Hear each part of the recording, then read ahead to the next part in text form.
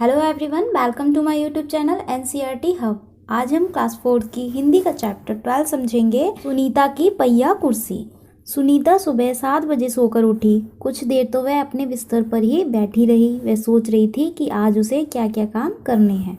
उसे याद आया कि आज तो बाजार जाना है। सोचते ही उसकी आंखों में चमक आ गई। सुनीता आज पहली बार अकेले बाजार जाने वाली थी। तो इस चैप्टर में सुनीता की स्टोरी दी गई है। जो सुनीता है वो सुबह 7 बजे सोकर उठती है।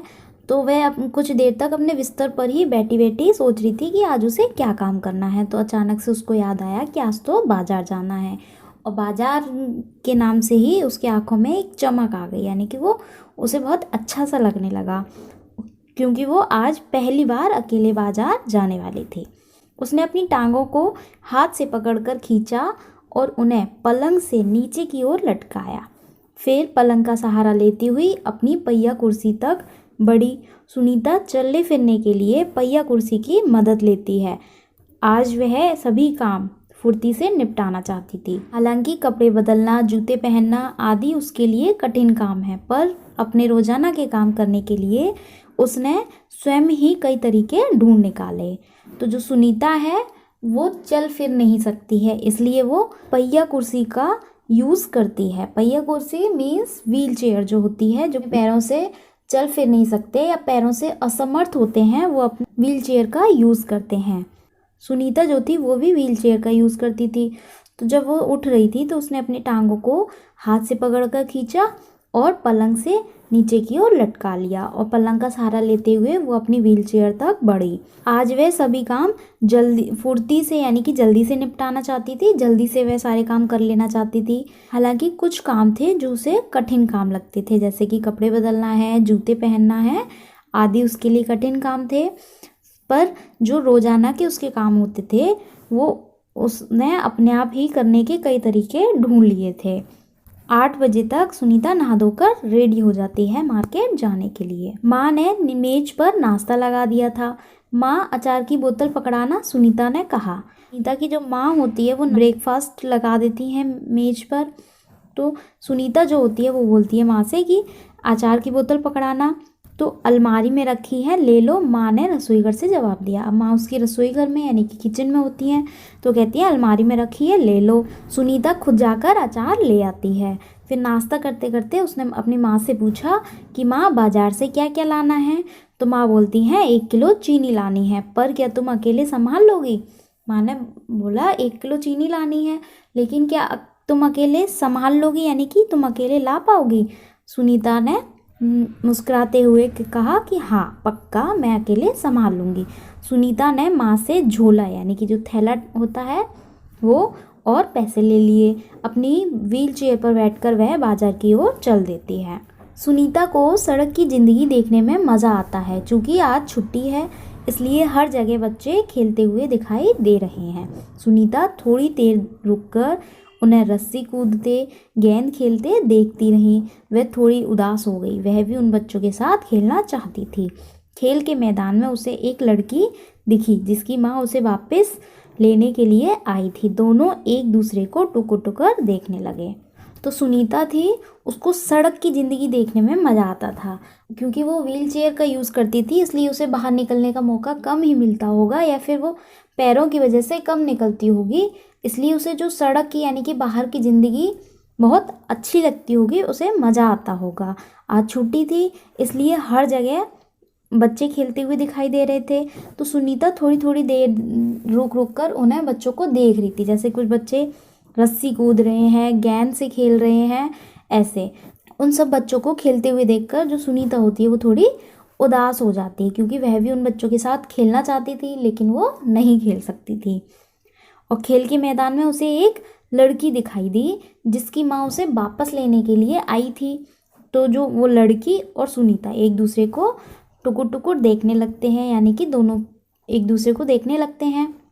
फिर सुनीता को एक लड़का दिखा। उस बच्चे को बहुत सारे छोटू छोटू बुलाकर चिढ़ा रहे थे।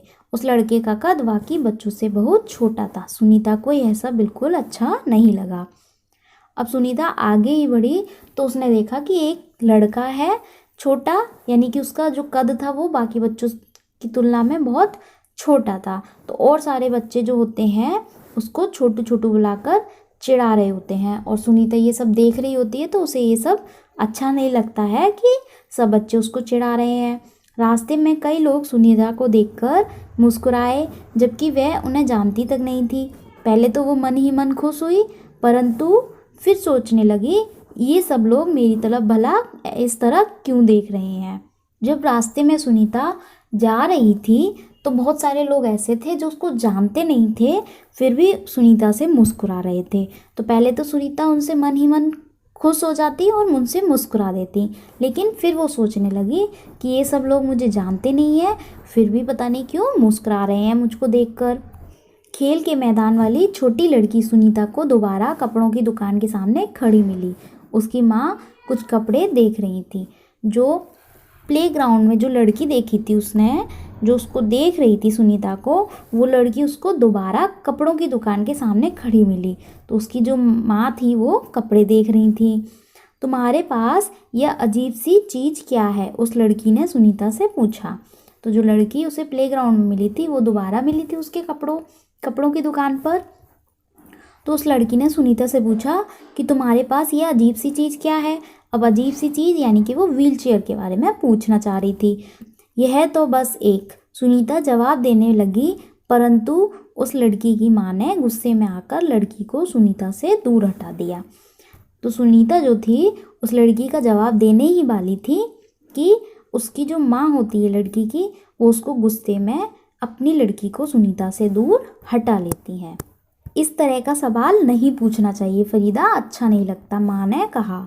अब जो लड़की थी उसका नाम था फरीदा, तो उसकी माँ उसको हटाते हुए बोलती हैं कि इस तरह के सवाल नहीं पूछने चाहिए। यानी उसने सुनीता से पूछा था ना कि ये तुम्हारे पास अजीब सी चीज़ क्या है, यानी कि वो व्हील चेयर के बारे में पूछ रही थी।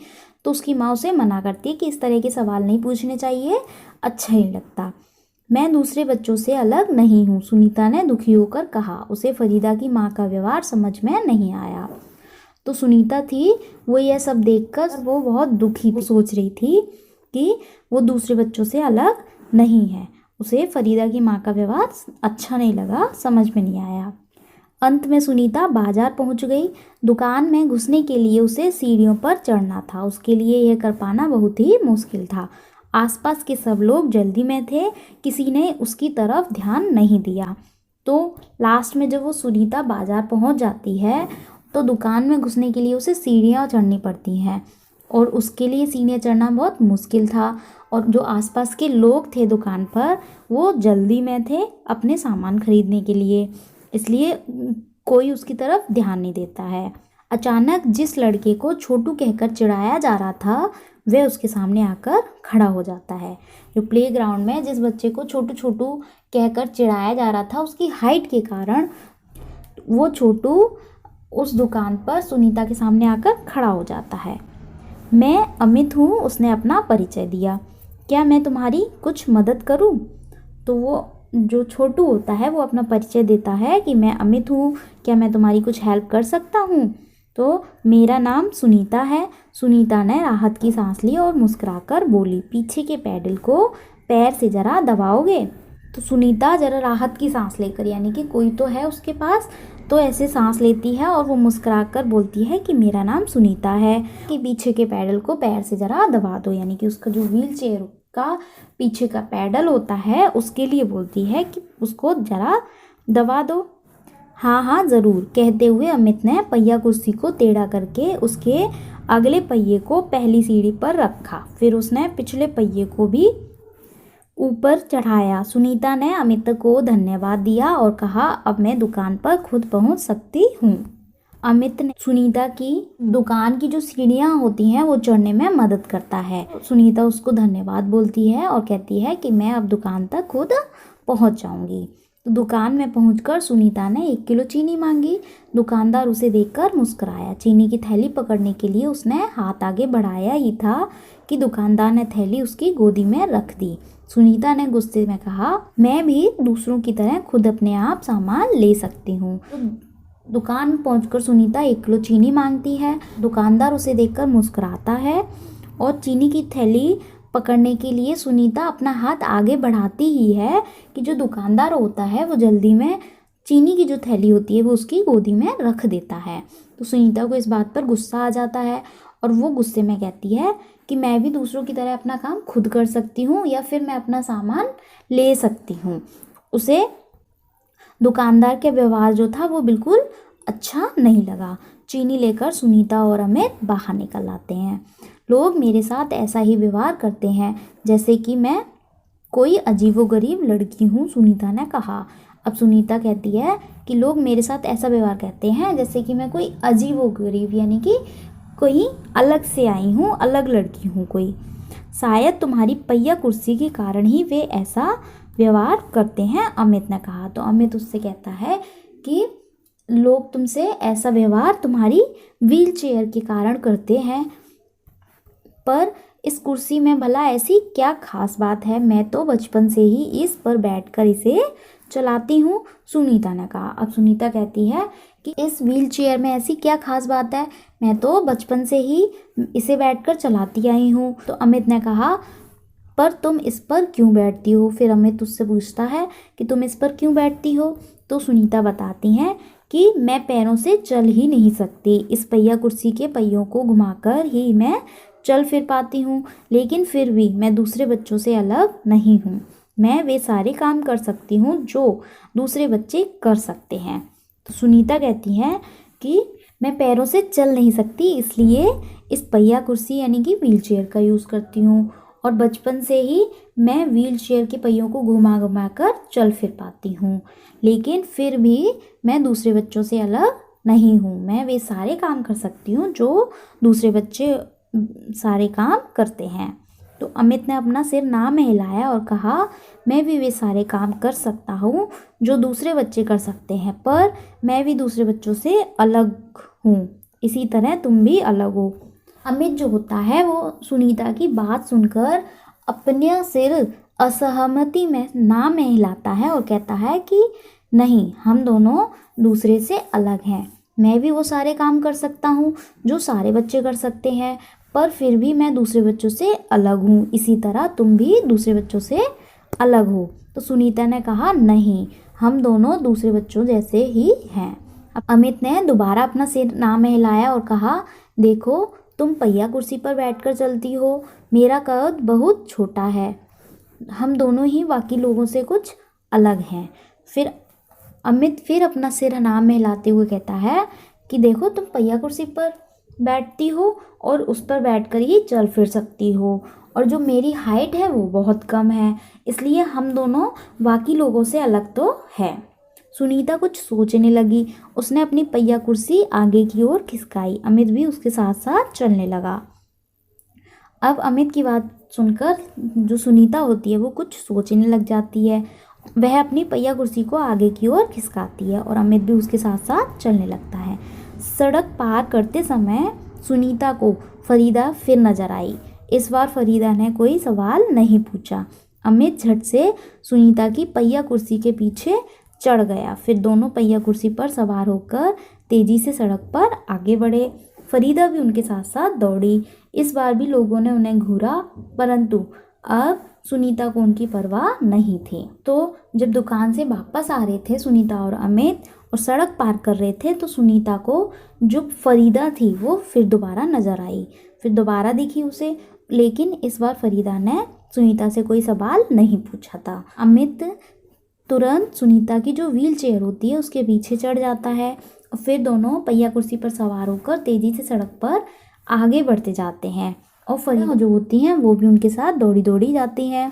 इस बार भी जो आसपास के लोग होते हैं वो सुनीता को देख रहे होते हैं, घूर रहे होते हैं, लेकिन अब सुनीता को उनकी परवाह नहीं होती है। सुनीता इधर उधर नहीं देख रही होती हैं, वो खुद में मगन होती हैं, वो इंजॉय कर रही होती हैं।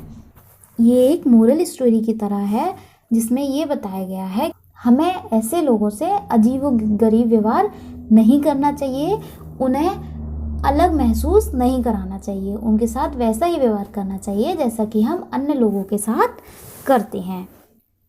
अब इसके क्वेश्चन आंसर देख लेते हैं। सुनीता को सब लोग गौर से क्यों देख रहे थे?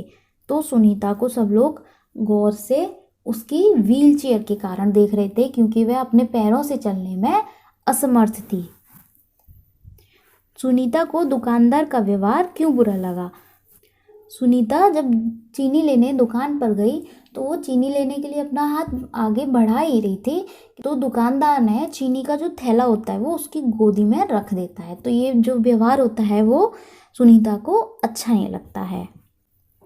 तो अब ये चैप्टर यहीं फिनिश होता है। अच्छा लगा हो तो लाइक कीजिए। अगर आपने हमारा चैनल अभी तक सब्सक्राइब नहीं किया है तो इसको सब्सक्राइब कर लीजिए। मिलते हैं नेक्स्ट सेशन में। Thank you.